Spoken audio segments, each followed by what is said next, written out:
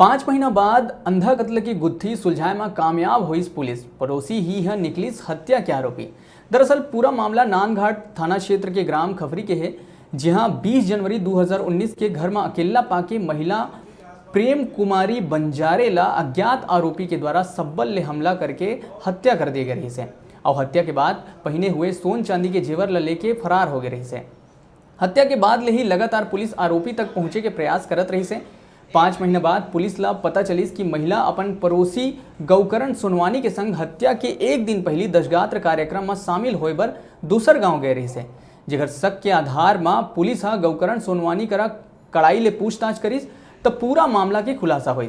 मामला में एसपी प्रशांत ठाकुर बताइस कि आरोपी गौकरण सोनवानी हत्या ला लूट के नियत ले करे रही से।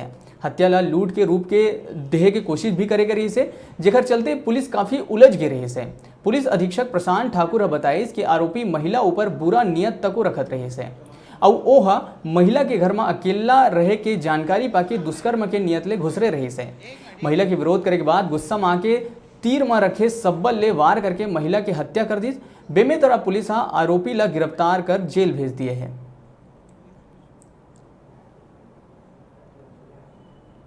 हुई थी ग्राम खपरी थाना नानघाट में, जिसपे उसमें आरोपी के संबंध में एक टीम बनाई गई थी। वो लगातार इन्वेस्टिगेशन कर रही थी, तो जानकारी मिली कि उसी के पड़ोस में उनके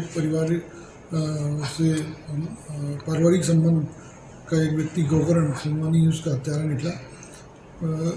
इंसिडेंट ये हुआ था कि रात को महिला अकेली थी, उसका पति बाहर खाने गया हुआ था, लड़की की शादी हो चुकी थी। सुबह डेड बॉडी मिली थी जिसपे कुछ जेवर उसके लगे हुए थे, उसको खींचे हुए थे। इन्वेस्टिगेशन के लाइन को भटकाने की आरोपी द्वारा नियत की गई थी।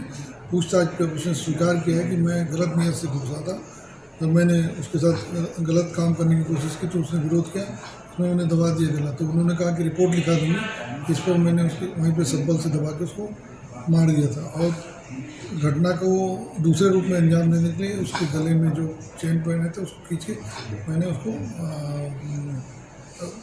बाहर फेंक दिया था। इस पर अभी मुलजिम ने एक्सेप्ट कर लिया और उसको गिरफ्तार करके न्यायिक रिमांड में भेजा।